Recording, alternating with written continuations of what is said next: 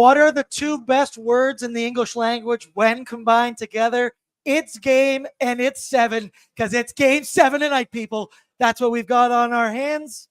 Ty, I think the entire hockey world, even more than the hockey world, if you check Dave Portnoy's Twitter today, they're going to be watching. And why wouldn't you? You got McDavid and Draisaitl up against the Canucks in a do-or-die game 7. Set the over-under at 45 times. I say the words game 7 today. There's a nervous energy around here. Ty, you left the office today. I was the only one there.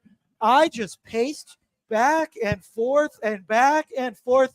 Didn't know what to do with my hands, but it's finally here. And I don't know about you. I don't want this to be the last pre-gaming with Bordsy of the season. I've had way too much fun doing it. But hello and welcome to Pre-Game with Bordsy, brought to you by Sherwood Ford the Giants. Subscribe to the ON YouTube. Drop down your courtesy like. Drop down your good luck likes and get in that YouTube chat. Throw off some takes. I'm your host, Bordato, joined by the man, Tyler Yaremchuk. I'm down here at Greta. We're getting ready for quite the battle tonight. I just said to you, Ty, pretty much every single table here feels like it's reserved right now. There's a couple still available, but I am nervous, to say the least. How are you feeling right now? Yeah, I joked about this earlier, but I keep going in like weird cycles of like, all right, this is going to be the night. Confident in the Oilers. They rolled them in game 6. They can roll them in game 7. Then you let maybe some bad thoughts creep in and you're like, hey, what are the odds they play this bad back-to-back nights? Like, I don't know. It's nerve-wracking. You know, Stuart Skinner, maybe still a little bit nervous about that. What are we going to do? And then you kind of calm back down to like, no, it's Connor McDavid. Connor McDavid's not going to let this team lose in game 7. I'm absolutely all over the place, man. And dude, this is such a sick game 7 going into this. It honestly feels like it's scripted. Frank said it today. This whole season has been Oilers, Canucks, Oilers, Canucks. They start the year together. Well, one of them is going to end their season against each other. The nerves, I said, it's been palpable all day, all around the city. I'm so excited to get this one going. And this is what you live for. This is what you play for. And as a fan, where else would you rather be than parked in front of your couch on your TV? Let me know in the chat where you watching. You going to the fan park? Are you going to the moss pit? Are you coming down to Greta? I see some folks over there watching pre-gaming on their phone. So big shout out to them. And dude, it's been a roller coaster of a series to keep it light. No team has won consecutive games. It's been up, it's been down, it's been everything in between. We've had star players go MIA. We've had goalies go MIA. We have third string goalies in there. The Oil were heavy favorites coming into this series. It's contrary to popular belief. Shout out to Dan's Photoshop. Everyone in the office didn't pick Oilers in 7. No one had it going 7 games. So Ty, how did we get here? Because it's been quite the tale in round 2. Much more storylines than round 1. You could say that for sure. Yeah, you definitely can. The Canucks are actually making the Oilers sweat a little bit here. How did we get to this point in game 7? Similar to my take on tonight, it's this line. It's all on the Oilers. And I think, again, if you go back to the early stages of this series, it was on the Oilers goaltending. It was on the Oilers blowing that lead in game 1. It was all on the Oilers. And tonight I feel the same way. If Edmonton shows up, brings their A+ game, they got this thing, right? But this series, like, and that's why I'm trying to be as encouraged as I can from game 6, because you can watch game 6 and go, whoa, the Oilers may have figured out the Vancouver Canucks a little bit here. They may have got their swagger back. And if they got their swagger back, it's too much for Vancouver. There really wasn't a point, except for maybe the aggressiveness by the Canucks in game 5. But in those other wins, you didn't come away from them being like, whew, that's a Canucks team you got to be scared of. It just never had that vibe. Every game's had the vibe of the Oilers blowing it. And I know that's maybe a homer, one-sided bias take, whatever, but still, I just feel like from that game 6 win, that was the most dominant performance the team's had in this series, and it resulted in the game not being close. Even when Vancouver's had good games, they weren't dominant victories. They were close games. So again, it just keeps going back. How do we get here? It's all on the Oilers. How does Edmonton get out of the series? It's all on the Oilers. You just mentioned it, the Canucks, for them to win the game, sometimes they have to play at their absolute best level, and it's still a 1-goal game. Most have been throughout the series. The Oilers, you saw it in game 6. If they bring their A- effort, whatever, you saw how that game went. You mentioned earlier today, your keys to victory for tonight in game 7 was your 3 big ones for the Oilers to win and win handedly. Star players need to show up. Depth players need to show up, and you need good goaltending Well, all three of those things came true in Game 6, as you see it there on your screen. You got clutch goals from a Dylan Holloway and a Vander Kane. Nuge stepped up. Boosh was an animal. And then Connor McDavid doing Connor McDavid things. It's an absolute thing of beauty. He's going to need to bring his A game tonight. It's no secret. You need your best players to be your best players come crunch time. And it's Game 7. No better time for that. And it's the first time, dude, that Game 7 will be back in Vancouver since when? Since Game 7 of the 2011 Stanley Cup Finals. And I think we all remember what happened at that one.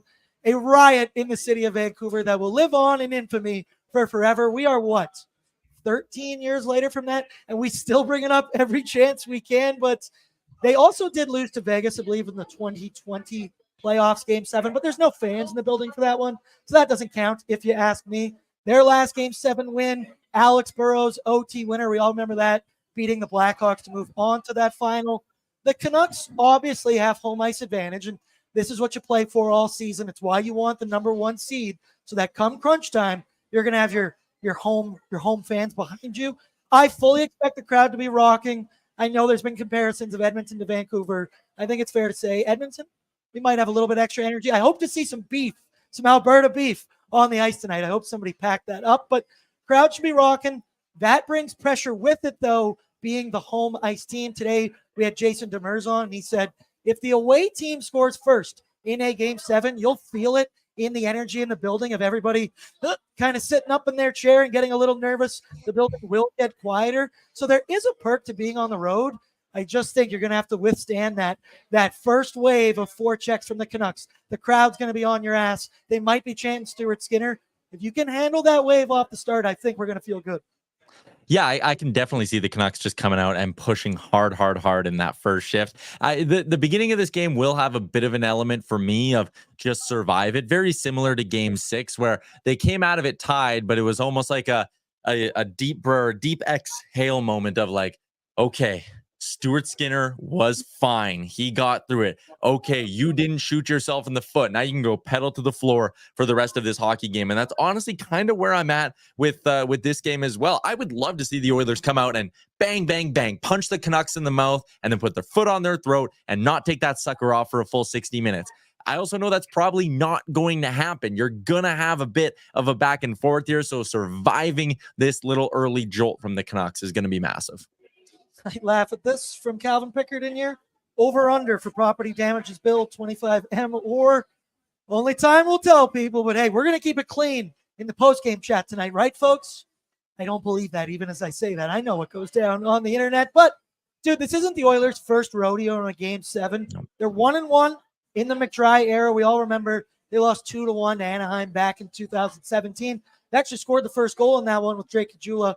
Then the Ducks, they showed their kind of veteran style, especially in that game. Our boys were young. They were young Bucks. Then 2022, they beat the LA Kings in Game 7 with a 2-0 victory. And that one featured the Connor McDavid celly that I think we all remember and will always remember in our memories. And this team, though, they have plenty of experience with backs against the wall. They literally just did it 2 days ago in Game 6, and I thought it was their best performance all series long. They've played their best games under pressure all throughout the year. This should be nothing new, right, to our big dogs. And we've mentioned it. This is a deeper roster than we've had in years previous. No Corey Perry tonight in the lineup, but I do think with some of the guys in the lineup, your Canes, your Matthias Janmarks, your Ekholms, they've had a ton of playoff experience. And I think that's in the Oilers' favor tonight, right? It is. This is not that team from 2017. This isn't the team from 2022 where, you sit there and go, they're learning these tough lessons and all that. This is a team that's been through it all. This is their 7th playoff series in the last 3 years. They've been in Game 7s. They've been down in series. They've been up in series. They've lost heartbreakers. They've won big moments like the BOA. They've been through it all. There are no more excuses. For this team to not come out and give their absolute best tonight, it would be flat out unacceptable. It's interesting. The Oilers are now the veteran, battle-tested playoff group. They are the team that pissed us off in 2017. No, the Ducks got all the call, got away with all that bullshit. They knew how to take a big Game 7 and just calm it right down, play simple hockey and not make mistakes. that should be the Edmonton Oilers now. This is the type of game you win when you're the more veteran side.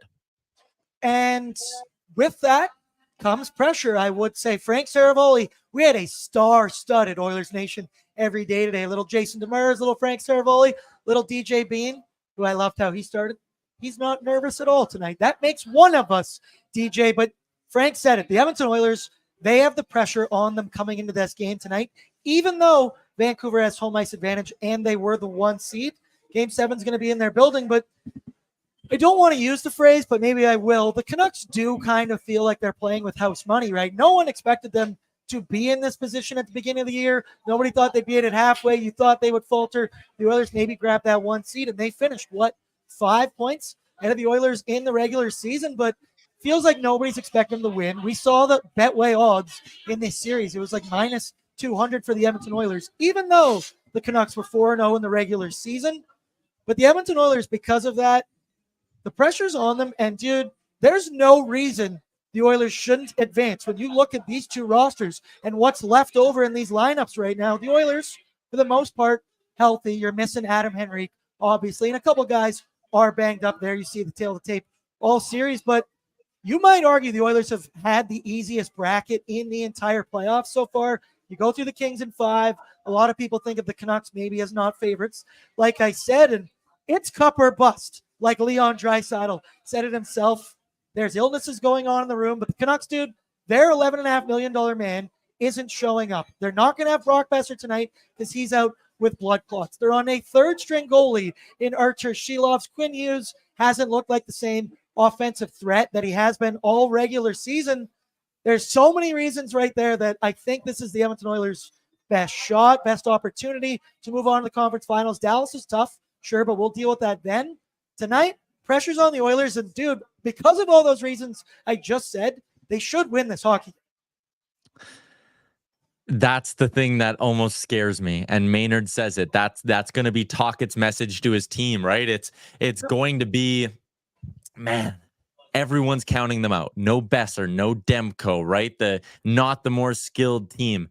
They're going to be buying into that underdog role. And the reason why the nerves are back and I'm getting a little jittery here is just because it's game 7. And sometimes the thing that makes the most sense just doesn't end up happening, right? So again, plenty of reasons to be nervous, plenty of reasons to be confident. It's game 7, man. Like, that's the beauty of it all. 2 best words in the English language, but I just mentioned it there. Big news tonight going into this game, and it's the lack of Brock Besser in the lineup. It's incredibly unfortunate news. That guy has been put through the ringer the last couple of years. He always seems to come out on the other side. So I know we're supposed to hate Brock Besser. I feel for him right now, but we did hear it's non-life threatening, but he's going to be out for the rest of the playoffs. He's got to be on blood thinning medication, I do believe. And that's some scary stuff. And it's a massive blow to this team. For a team that, at least right now through this series, I'm not going to say they're struggling to score goals, but maybe not as much as everything gets tougher in the NHL playoffs. Well, losing your NHL regular season scoring leader in Brock Besser, well, that's going to be tough out there. No Besser puts a massive hole in that lineup on the top line with JT Miller, Pius Suter. There's no way to sugarcoat it. That fucking sucks. But for the Edmonton Oilers, that is a huge advantage. They're missing one of their leaders, one of their best players. The power play is going to be without their trigger man. Another reason the Oilers should be heavy favorites. How do you think Rick Tocchet's going to adjust to no Brock Besser tonight? I mean, how much can he adjust? I mean, maybe you go back to reuniting that Lindholm and Joshua Garland line, right? Because that was a line that was humming along really well and disrupting a lot of things for the Vancouver Canucks. That was good. They broke it up. They did it in the name of getting Elias Pettersson going. So for me, there are 2 ways for Rick Tocchet to try go about this. Either one, you reunite that Joshua Garland Lindholm line and say, you guys are the new top line. Go out there and get the job done. Or you sit back, cross your fingers, and go, boy, it'd be nice if our $11 million man Elias Pettersson woke up. Those are your 2 options. You can try to take a gamble that Dakota Joshua and Connor Garland can win you a game, or you can try to take a gamble that Elias Pettersson figures out it's the playoffs. Absolutely. Sean Horkoff in here. No sugarcoating. Besser is a huge loss. It is going to be massive. I love this from QF Pro. The 2 best words when combined is La Bamba. Absolutely. Very good point. And like no one, Yeah, I was just going to say, like, Brock Besser, certified Oilers killer. Nobody this season scored more goals against the Edmonton Oilers than Brock Besser. Over the last 3 seasons, no player has scored more than Brock Besser against the Edmonton Oilers. Throughout his career, he comes in and murders the Oilers. 7 goals. Like, again, he just dominates, man. So 7 goals in these playoffs. He was big in that game 3 victory for them. Yeah, it's a massive, massive loss. Tyler, we started our season at Greta with Brock Besser scoring 4 goals against us. We ain't ending our season that way. Damn it, it's not going to happen tonight. For me, I think I would put EP40 up to the wing with Miller and Suter, and I would reunite that second line, Lindholm, Garland, Joshua, and I'd turn it into a top 6 and roll those boys tonight if I was Rick Tocchet. Obviously, I'm not Rick Tocchet. On the other side of the coaching battle, Jason Demers said it best today, Ty, when he said, and I quote, Chris Knobloch has elephant-sized balls, which I agree. I go with the word balls of steel, but absolutely, I couldn't agree more. It takes nuts to start a goaltender that has a save percentage that starts with a 7, especially when the backup and the replacement has his start with a 9. But Nobby showed confidence in Stu. It's not the only decision he's made so far in these playoffs, splitting up the D pairing, splitting up 97 and 29. There you see Stu's numbers, because he had a 933 in game 6. And I'm not going to sit here and say he was incredible or great or anything. He stole the game, because he didn't. But he did what he had to do. He made 14 of 15 saves. I said to you earlier today, that's Calvin Pickard. We're singing his praises. So we're going to do the same for Stuart Skinner. He stopped the pucks. That came his way. I did think he looked a little nervous to start. Leah mentioned it earlier today when he fell on his back and just kind of flopped over. It was incredibly awkward, incredibly weird. And I got nervous, but he turned it around. He brought it on Saturday, and I hope that he's turned the corner. I love the confidence from Nobby. You're the guy that got us here all along. You're the guy we want in with our back against the wall. He was great in game 6. Hopefully he can do it tonight. You go with your guy, right, Tyler? Stu, this is your moment. This is it.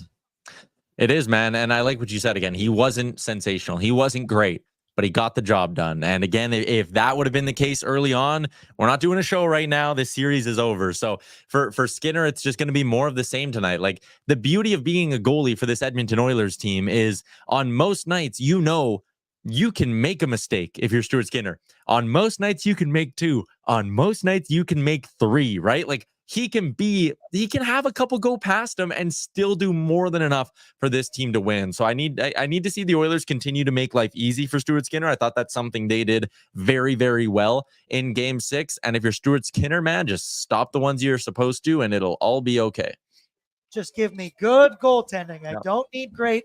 And I fully expect the Oilers offense to be shot out of a cannon this evening. But people, it's the playoffs, and that means it's time to oil up. Go check them out, nationgear.ca. We want to gear you up for the playoff run. You see them on your screen, black, blue, white. We even got some snapbacks there. Rep your favorite team and your favorite company as we battle for the cup. You can shop the exclusive Oil Up, a merch line, and more at nationgear.ca. Or I'm seeing a couple Live, Laugh, La Bombas back here. As we know, those ones have been flying off the shelf. Let's get into our need-to-know information, courtesy of Will Hawk Beef Jerky, because only the finest tasting meat products earn that Will Hawk name, made from 100% pure Alberta beef, which I hope is thrown on the ice tonight. Will Hawk Beef Jerky is aged, seasoned, marinated, and smoked to savory perfection. They gladly fill orders of any size, and you can find their jerky, sausage, and other products exclusively out of Leduc, Spruce Grove, and West Edmonton Mall kiosk locations. If you don't want to bring in a giant $50 steak and throw it on the ice, just bring in a package of Will Hawk Beef Jerky, throw it on the ice. That should suffice. Damn it, Pat, I forgot my Will Hawk is munch. Liam, I wonder what the banana counter is right now. Somebody check Twitter and let me know. I saw he was driving to the office this morning.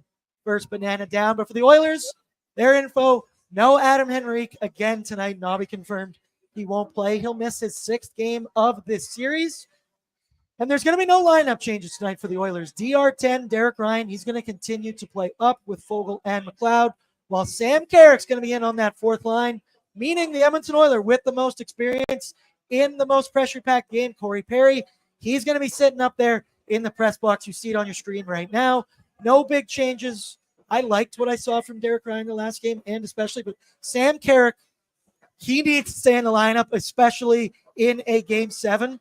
And a little bit of Game 7 history for you here. Shout out to Jason Greger. This is the 197th Game 7 in NHL history.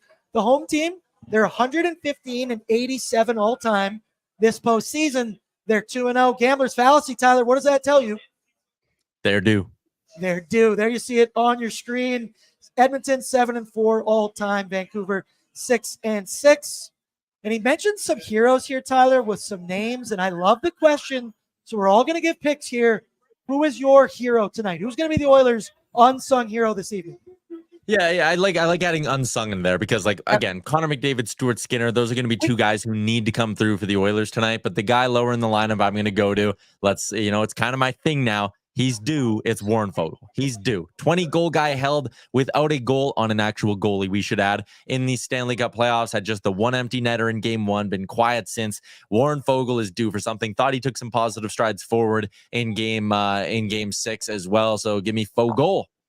I think for me, dude, I'm going Matthias Janmark. And you know why I'm going to do that, because he is the last active player in the NHL to have a hat trick in a Game 7. He scored a hat trick with Vegas, I do believe, a couple of years ago. I also want to point out Rebecca, our New Jersey Devils fan. She's back in the chat right now. She came in after Game 6 and she just said, wait, send me some merch. Hashtag send Becca swag. Rebecca, email Aaron at thenationnetwork.com, 2 N's. I'm going to send you a pregame with Bordsy t-shirt. You've earned it. You deserve it. And I want you to represent out there on the, I guess it's on East Coast. Is New Jersey East Coast? Yeah, it's East Coast. Is that East Coast? All right, we'll go with that. And then obviously, Stuart Skinner, he gets to start tonight. Biggest game of his life. I think that is fair to say. Bounce back in the last one. We'll see what we get from Stu tonight on the Vancouver Canucks side of things. As I mentioned, dealt a massive blow in losing Brock Besser to some blood clots. Tocchet earlier today confirmed that Ilya Mikheyev and Sam Lafferty will both be in the lineup, while Vasily Podkolzin will sit out tonight. Let me ask you, Ty, I kind of mentioned it off the top there. Who would you throw in Besser's spot on that top line? Would you throw up EP40? Would you throw up Garland to play with Pius Suter, JT Miller? Who are you throwing on the wing? Man, I think I would go with exactly what we have on DFO. To me, like, at some point, like, if we're doing the whole their due thing from Edmonton, like, if you're the Canucks, you got to sit there and go, Elias Pettersson is due to have a good hockey game at some point, and you throw Mikheyev there because at least he's a big body and he goes to the net. I know he's been fumbling a lot of scoring chances, but again, in a one-game sample, go with ability a little bit, and I think Mikheyev gives you at least a hope of that happening. I'd go Hoglander or Mikheyev next to Pettersson and Miller. And yeah, obviously reuniting that second line could be big. But honestly, Aaron, can I just make another point off that question? You look at this lineup.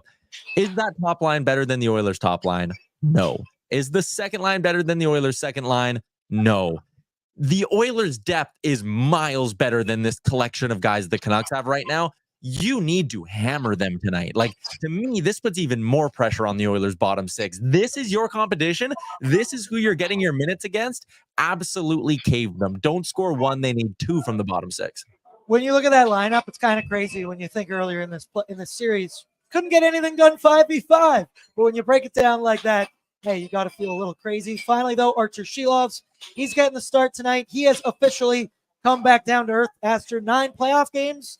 His save percentage now starts with an 8. It's an 896. Below 900, gang. Let's go. We're not the only ones now. So I will be fair, though. Archer Shilov, Ty, much better than I expected or gave him credit. Can we both agree on that? I mean, he's been better. He hasn't been perfect, hasn't been great, but would you agree he's maybe exceeded some expectations for you? Yeah, he's definitely exceeded expectations, but again, like, I hate this because it's one game. Like, nothing matters. Like, we're gonna sit here for, you got another 34 minutes left in the show. We're gonna break this all down, all the trends, all the stats. It's just whoever plays best in an hour and a half. I gotta fill airtime, buddy. I know, dude. I've been doing it all day. I've done like 5 shows already today. Like, it's all, you sit there and you're like, oh, this could happen. What about this angle, the power play? And it's like, don't matter. Don't matter. If one of these 2 goalies decides not to show up, it literally does not matter what everyone else does. Like, it's Game 7, man. It's chaos. It's chaos. It's awesome. Can't wait. So let's get into my Sherwood Ford Giants storyline this evening. Do I even need to say it again? Because you just said it. I'll say it again. It's Game 7, people. It's do or die. It's empty the fucking tank time, if you ask me. You don't want to spend all summer thinking about what you could have done differently. We all know living with regret, even not on the ice, it's a terrible thing. This is the Oilers' year. I mentioned it's cup or bust. It's cup year. Lance Kane, are you in the chat right now? Feel a little weird. Haven't read cup year yet, but I need all out 100% effort for 60 minutes. No excuses. No, nothing. Tyler, earlier I mentioned you said your keys to victory, stars, depth, goalies. That was game 6. We just seen the blueprint. We executed the blueprint. Let's do it again. One more game in a hostile environment. And it's game 7, baby. It's do or die time. What's your storyline? Yeah, you know what? I'll go with a different one. Maybe not just the game 7 thing, and maybe this is more of a key to victory, but it's the Oilers power play. 0 for their last 10. They missed on a 5-on-3. I know Pat had the board of kind of like the head-to-head numbers so far in this series, and they all lean Edmonton. Power play, penalty kill, both included in that. And like, listen, they need to get the power play going, but also let's not forget their penalty kill was big last game. Their penalty kill in a couple of wins now has stared down the barrel of massive moments. The 4-minute double minor to Evander Kane a handful of games ago, they got through that. Was a massive momentum building event for them. And then you look at last game, they missed on their 5-on-3 when the game was 3-1, and then they immediately gave the Canucks a 5-on-3. Vancouver scores on that. That third period plays out differently. Doubt creeps into Edmonton's mind. Their power play needed to get going tonight. It cannot go over in this hockey game. The penalty kill needs to continue being as good as it's been. Yeah, absolutely. And I like what you mentioned with the power play there in 5v5 because they went whoop throughout this series. As I mentioned, it's been a roller coaster the whole time. Let's get into the Oilers lineup, brought to you by Sherwood Ford, the Giants, home of the Giants Advantage and Dealer Raiders Alberta Ford Store of the Year award for customer satisfaction. They've got a selection of new and used vehicles, and it's the best place to find, finance, and service a Ford vehicle in Edmonton and Sherwood Park. Here you'll find a giant deals and a giant array of services, service and parts too. Whether you prefer shopping online or in store, they tailor the shopping experience to you from people who really care. Sherwood Ford, the Giant for a reason. There's a seat on your screen. No changes. We're rolling it back. Do everything the same as game 6. And we're going to walk out of Greta with smiles on our faces tonight. Top line, Nuge with McDavid and Hyman. Second line of Dylan Holloway, Leon Draisaitl, and Evander Kane. It has Fogle, McLeod, and Corey Perry here. That's going to be Derek Ryan in that slot. And then it's Janmark, Sam Carrick, and Connor Brown. Decor, it's going to stay the same. Ekholm with Bush, Nurse with Vinny, Brett Kulak with one Cody CC. So I just mentioned it there. The blueprint, Ty, it's there. It is do what you did on Saturday night. Get your top dogs rolling. Get some timely scoring from your other guys in Stuart Skinner. Do what you need to do. I thought the Oilers' defense was better in front of Stu, clearing out second chance opportunities. Not as many high danger as you would say, but in that game, they played simple. That was my key on pre-gaming. The last one was simplify everything, especially the breakouts. Felt like they were supporting each other better. They were hitting everything that moved. I thought the physicality was definitely there. They didn't really allow the Canucks to dictate the pace of play, as it was as close to a 60-minute effort as the Oilers have all series. I'm not saying the Canucks didn't get chances. They did get some chances, but they weren't that bad clearing garbage away in front of the net. But I mentioned star players. They got to be your star players. They got to put the guys on their back, and you got some depth scoring. My top 6 tonight, I'm loving what I'm seeing from Dylan Holloway. Ty, I'll let you gush here in just a minute because that goal was absolutely filthy. And it was around Quinn Hughes. It looked like a young Connor McDavid doing stick handling moves at such high speeds. I didn't even know Dylan Holloway could do there. It was exactly what you and me have been asking for. You give him with skill, give him time with skill. You're going to get plays like that. Your top 6 needs to be huge tonight because we have more than enough firepower up there in their top 2 lines. Just kind of every angle you look at this, it's like, okay, advantage Oilers, advantage Oilers, advantage Oilers, right? So, yeah, I think that second line, I think a little bit of pressure on them again to follow up their strong performance. Evander Kane, this guy loves playing in big hockey games. He's getting healthier and healthier as the playoffs go on. So, yeah, would love to see that second line kind of keep going here, man. That Dylan Holloway goal, that's why you do it, man. I've done the rant a bunch of times, but like you play players with high-end skill, you play high-ceiling players. You don't just fill up your lineup with a bunch of high-floor guys who go out there and don't mistakes. No, Play guys who can do shit like this in big games. That's why you play Dylan Holloway. That's why you drafted Dylan Holloway. That's why he's on this team. This is what he does. Guys like this don't grow off trees, man. And Jay said it best earlier today. He goes, there's our Logan Stankoven. There's our Wyatt Johnston. You give him an opportunity. He's had a couple of years to fight through, and really does feel like this is kind of a coming out party for Dylan Holloway, especially in that top six. But we mentioned it there. You did at the beginning before I went to the lineup. The Oilers' power play struggles. And I said, it's crazy the roller coaster it is, because it felt like to start the series, every 2 power plays, the Oilers were going to score on one of them. Almost felt lock territory. Penalties were under a microscope because it felt if you give the Oilers one, they're probably going to go out there and score, and it's going to change the game. But during that time, you couldn't get consistent depth scoring from anybody else in the lineup. Well, right now it appears it has switched. You mentioned the Oilers 0 for 8 on their last power play opportunities, and then you're getting depth scoring suddenly showing up. We saw Matthias Janmark score a beauty on the 4th line. You saw Dylan Holloway. You saw Vander Kane, even Ryan Nugent-Hopkins. I know he's a top-line guy, but he's finally starting to come out of his shell and provide some of that scoring.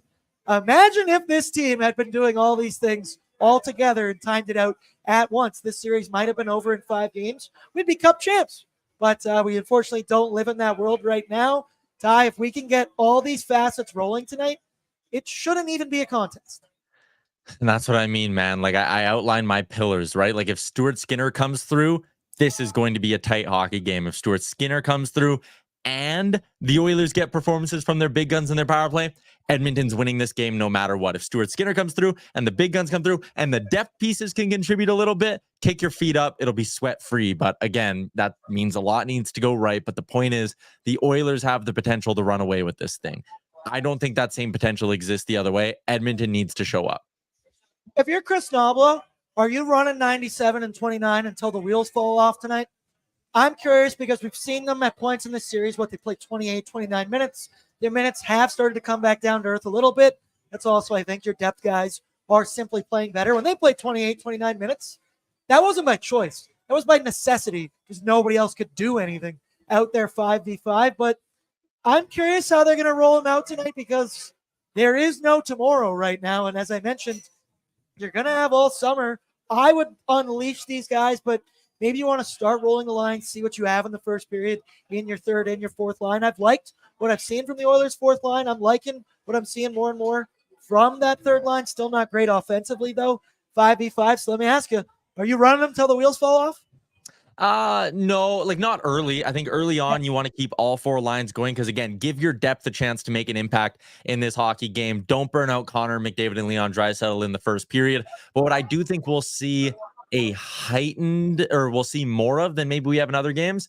I think it could be like every single TV timeout, it's Connor and Leon together. At the end of every penalty kill, it's Connor and Leon together. I think you maybe see them together a little bit more than we have in games past. And that's not even out of like a desperation thing or whatever. It's just because it's game 7 and one good shift, one big moment can change the game. And those guys can do it. So again, if they're rested out of a TV timeout, boom, you go to Connor and Leon, try to see if they can have a big moment for you. I don't think in the first 40 minutes of the game, no matter how things go, I don't think you're playing them 20 of the first 40 or anything crazy like that. They'll probably be around like 15, but I think you want to be intentional on when you team them up. That's more what I'm looking at than just the sheer minutes. And that's no crazy strategy. That is your 2 best players. Put them on the ice together when they're rested, when they're at an advantage. The other teams, after an icing, they're hemmed in, they're tired, or, after penalty kills. I loved what I've seen from Nobby so far and how he utilizes them. As I've always said all year, break glass in case of emergency. They will always be there for you in those moments. And another guy who he's being there for the Edmonton Oilers and then some in these playoffs, dude, Evan Bouchard. I said Dylan always having a coming out party.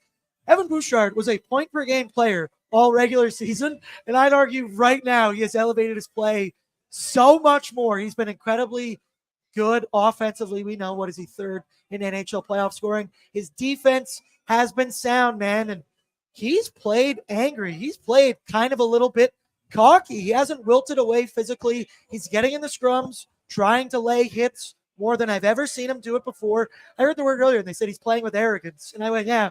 When he was chirping Connor Garland for being too little, holy shit, I watched that over 100 times because Bouchard, you don't think personality, but you got to see some of that coming out with him. He's playing cocky.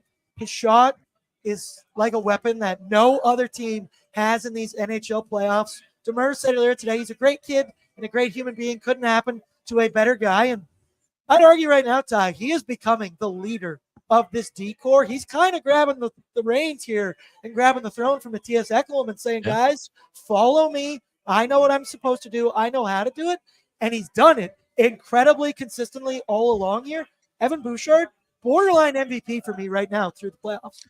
Yeah, just looking right now, no one's played more minutes than him so far in this series. 118 at 5-on-5. Quinn Hughes has 111, and at 5-on-5 of the players who've been on the ice for at least 50, 5v5 moments, no player has outshot the opposition more in that stretch. When he's been on the ice again at 5v5, take the power play out of this thing. At 5v5, the Oilers are outscoring the other team 9-3. So, yeah, man.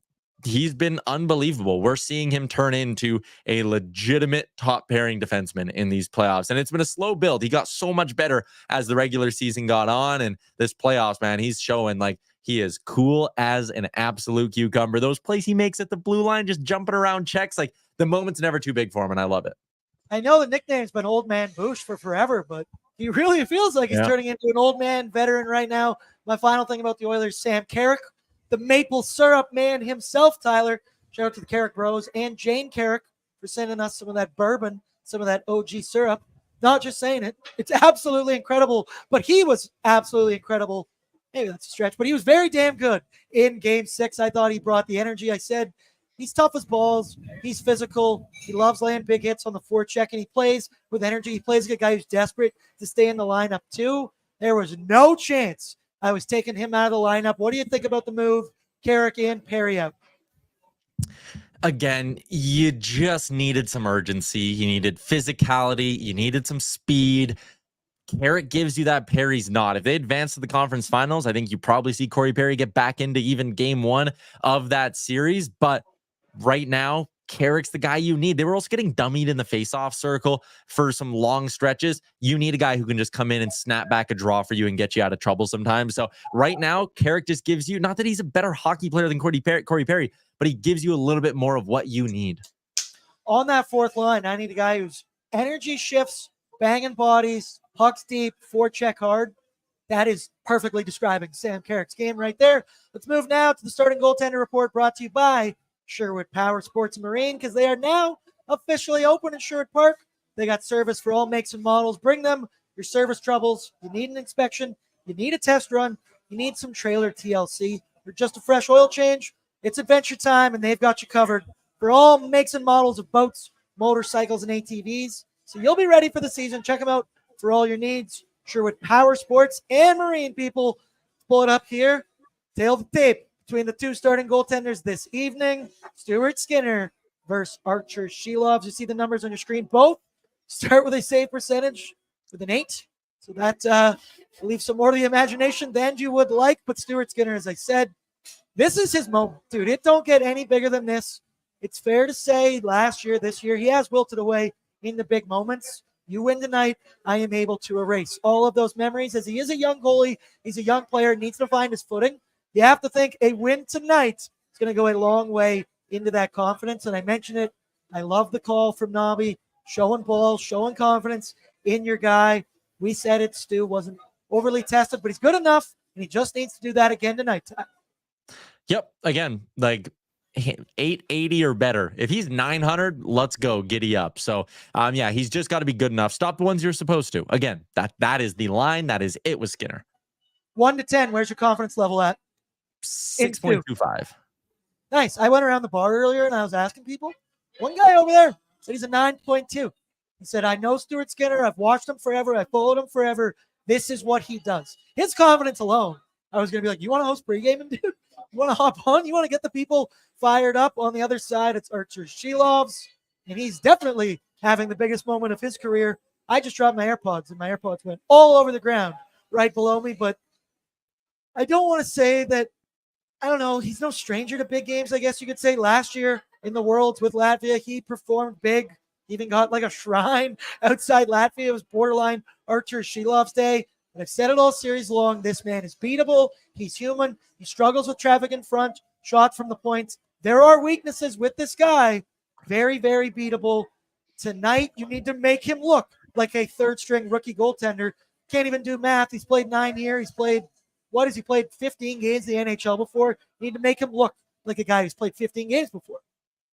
Yeah, get to him early, rattle him early. I do think, there was a bit of a hole in the armor, right? Like that goal that Hyman scored, that goal doesn't go in on him earlier in the series. So even the Nuge one, he went to the net. Seelovs opens up his legs, 5-hole. I think the Oilers at different points have maybe figured out some weaknesses on him here. So yeah, giddy up, man. I mean, you get into him early. We'll do the same thing it'll do to the crowd. Same thing it'll do to the rest of that Canucks bench. It'll let doubt creep in.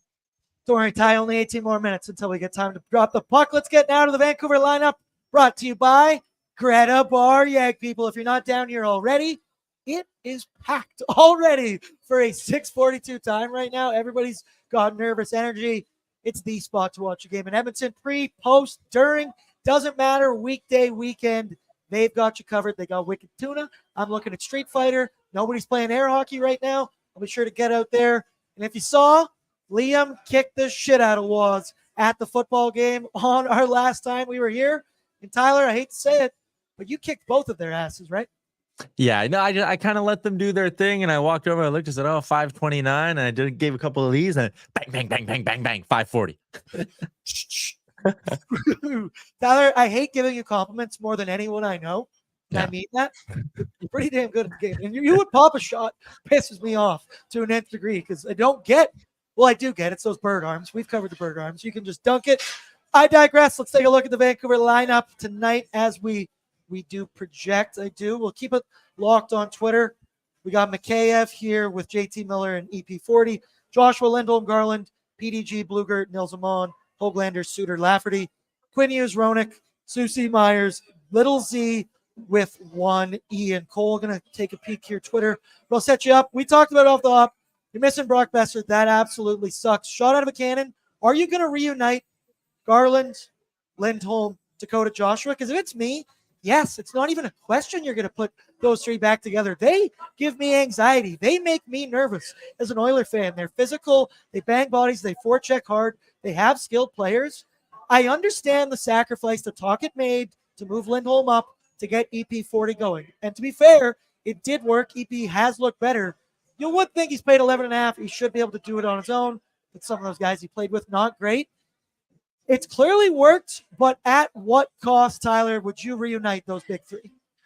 Just quickly on that note, our boy Harm just tweeted out Pedersen, Mikheyev, Miller, which I think then you can assume it'll be the second line staying the way we have it there on the board. So they're going to throw Mikheyev up there, even though he's not 100% healthy, wasn't 100% competent early on in this series, but I think it's the right call, man. I think that Joshua Garland duo can be a thorn in the Oilers' side. We saw it earlier in the series, and when they have Lindholm there over like Teddy Bluger, like that's a big difference. So that does concern me that they're going back to that second line, and they're going to be physical. They're going to be skating down the Oilers' throat all game. That's going to be a group you need to mitigate if you're the Oilers. I think a lot of pressure on that, actually, as weird as this sounds, it's going to be on the Oilers defensemen cleanly retrieving pucks. Those dump-ins are going to come in. Dakota Joshua is going to want to come hammer you. If you can cleanly pick it up with speed, get it out of the zone, you're good. That line, like again, Joshua, Garland, they're not good defensively. They're good when they get you hemmed in, start cycling. They play a puck possession game. Don't let them do that. Push the play back the other way, and you can beat that line. So you mentioned it. They're going to move EP40 up to that top line with one JT Miller. And that's where you need your big-time players to be big-time players. Just that. I mentioned earlier throughout this series, I get giving EP some shit, but eventually you got to be like, dude, he's playing with Hoglander, who got healthy scratched. Yes, he scored 24 goals in the regular season. He was playing with Mikheyev, who hasn't scored 8 points, and he will be back with him up there again tonight. But JT Miller, that's a serious upgrade in talent. And pressure's been on EP40 all playoffs. He hasn't done great with it. And, dude, I think there's something to be said that if he doesn't show up tonight, could you see him being the scapegoat for the Vancouver media, some Vancouver fans? I see him getting destroyed online if it doesn't go the Canucks way tonight. Oh yeah, he absolutely will, especially if he no-shows once again. Like that's a big part of this whole thing, especially when every game you lost was a 1-goal game. If you're the Canucks, or at least, or sorry, 2 of the 3 games you've lost were 1-goal games, you could sit there and go, boy, a big one from our big superstar probably would have helped a little bit. Absolutely. Then my final thing for you, Quinn Hughes doesn't really look like Quinn Hughes right now. Would you agree? And like, don't get me wrong, he's still playing 25, 26 minutes a night. He's not getting scored on a lot, but he looks broken. He looks hurt. Well, maybe not injured, but he looks hurt. And he's a littler guy, playoffs. It adds up having to go back there. You mentioned retrieve pucks and just get blasted by guys like Evander Kane coming up with you, trying to hit you into the boards. Evan Bouchard, I think it's fair to say, has outplayed Quinn Hughes quite severely throughout this series so far, but I know everybody's banged up. Would you agree, Quinn Hughes? There's something that's just off right now. I assume it's injury because I think he's going to win the Norris Trophy. I thought he was the best defenseman all season. Doesn't really look like it right now. Yeah, he's banged up. I don't think there's any hiding that with Hughes. And if I'm the Oilers, what I'm doing again is what I just talked about that makes Joshua and Garland successful. Push that back the other way early in this game. Get pucks in, go hammer them. And you know what you're gonna do? 1, you could force some mistakes, get some zone time out of it. But 2, and I even think there was a little bit of this on the Dylan Holloway goal. He rips in down the wing there. And I think they're expecting him, because it's what Dylan Holloway's done this whole series, to chip it in and go hit him. And I think that's why he was able to get past Hughes. I think that's why whoever was out there with Hughes, I'm blanking on it. Whoever's out there with Hughes, they were flat-footed, because I think they were moving back, being like, okay, he's dumping it in. Whoa, not dumping it in. All of a sudden, you need to reassess your gap, and Holloway's past you. So I think, again, early on, physical, chip it in, go get him. What's that going to open up later? A chance to actually be creative as you work in off the rush. Ty, did you see that from the guy on Instagram that breaks down plays?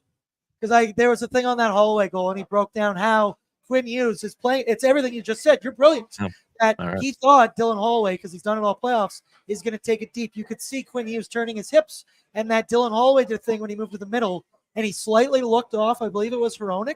There was nobody trailing to be there, but it gave that look that Hronek couldn't fully turn his hips in time. And when you're moving that fast, split-second decisions like that are going to be the difference. Ty, I love you.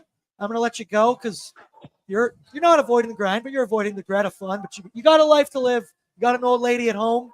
What am I going to ask you before I let you go, buddy? I don't want this to be your last score prediction and anytime goal scorer, but I'm going to drink it in here.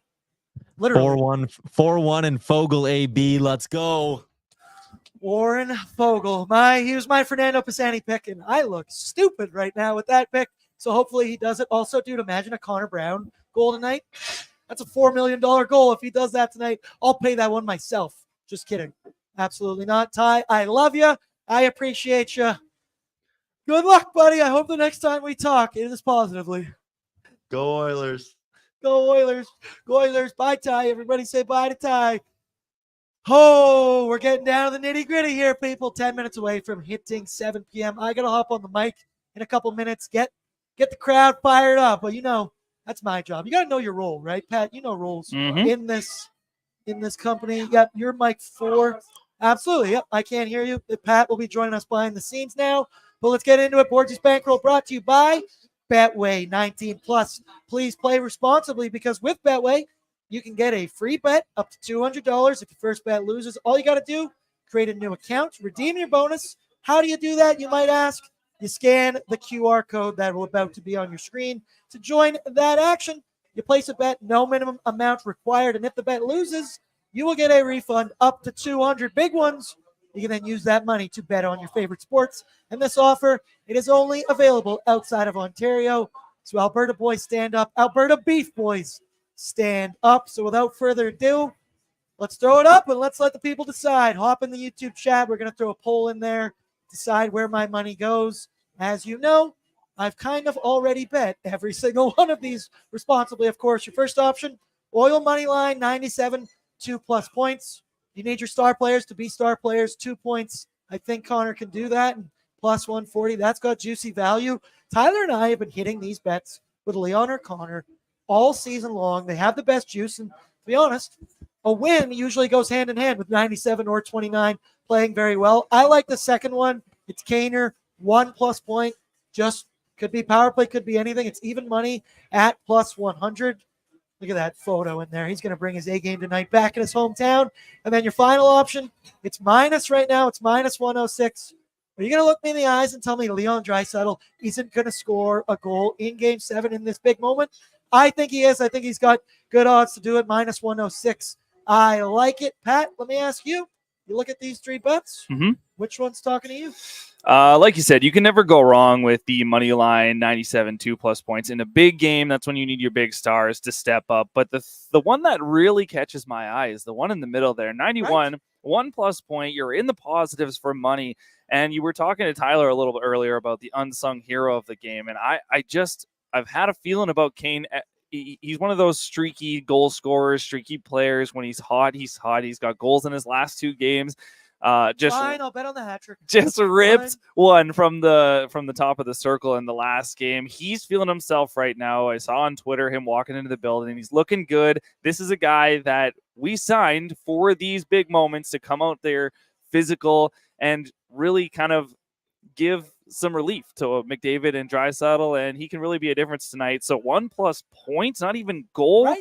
I thought it was crazy. That's the one that's screaming at me right now. And I see right now in the chats, ooh, it's tight. It's between the other two. That's funny. The people hey, not agree with that. Nothing wrong with the Draisaitl anytime goal either. I'm not saying that, but I do like the middle one. My buddy Colton is in the chat, and he's making sure to let everybody know Connor Brown scoring a goal tonight. That one's got extra juice. Shit, I'm going to have to bet that now. You're going to have to do it. See right now, Dry anytime goal. He's leading the way with 46%, 40%, oil money line 97. Hey, if you want to do it responsibly, you want to do it 19+, spray across the board. I know my boy Bag Milk, he's got some bets tonight. He just texted me and said, let's get this done. Bag Milk, I love you. I'm nervous. So, Pat, without further ado, we're going to end it just a little bit quicker here so I can go up on the mic, get everybody fired up. Score prediction, anytime goal scorer, my friend. Give it to me. I'm thinking today is going to be a 5-2 win, a little bit of a cop-out. 5 probably being an empty net. I think they get 2, and I've said it this whole series. If we can get 4, I think that's going to be enough for us. If Skinner can, like Tyler said, keep that 900. Anytime goal scorer. I like that second line tonight. I think the first, well, although with Mikheyev up on the first line, I love Hyman, but I am feeling a Kane goal today, maybe a Holloway. He's feeling it as well. And with Draisaitl on your line, you can do no wrong. So I guess official answer, I'm going to go Evander Kane, but that first line is going to eat up tonight. This whole second line, I like all 3 of them to score goals tonight. I don't know who. Would you do it responsibly? 19+. For me, it's going to be a 4-3 game. It's not going to overtime. But let me tell you, it's going to be 60 minutes of fucking stress. There's no other way to put it. Yep. I got my liquid courage right here in front of me. We're going to be live right here from this spot. Pat, it's going to be me and you. Yep. You're off behind. I think we're going to have Brett producing, so he'll be joining Nice. us as well. Hopefully, not our final pre-gaming of the season. Hopefully, not our final Oilers Nation After Dark. It's been an awesome year. I've loved every step of the way here. And like Tyler said, now at this point, we just sit back as fans. You place your bets. You do everything you could, and it's completely out of our control. Hopefully the big boys show up tonight. I love each and every one of you in the chat. Throw down your like, a good luck like, I'd like to call it, on your way out. Throw down some score predictions in here. I know we're going to check Twitter later, and we're going to see everybody's heart rate all over Twitter. If I can stay below 135, I think I'll be happy with myself there. Don't feel good about that happening, but that's kind of my goal, Pat. If you see me at moments trying to count my pulse, you'll know why. Big shout out to our sponsors, Sherwood Ford, the Giants, Sherwood Power Sports and Marine, Greta, of course. It's not too late. Come on down here. See a couple spots available over there as well. And then Boston Pizza as well for the Around the NHL segment. But right now, we don't have much for Around the NHL, but we love Boston Pizza. They're a great sponsor. If Greta's completely filled, hey, go on over to BP's. They want you to team up for the win with that bad boy. But people, let's go out there and do it. I love each and every one of you. Do I look calm? Because I don't feel calm on the inside. We've done 60 minutes of this. Wish me good luck. I wish good luck to all of you out there in the Betway Battlegrounds. And as I said, keep it locked on the ON YouTube. Get in the chat during the game. Pat and I will be in there communicating. And I'll see you later, people. Good luck out there.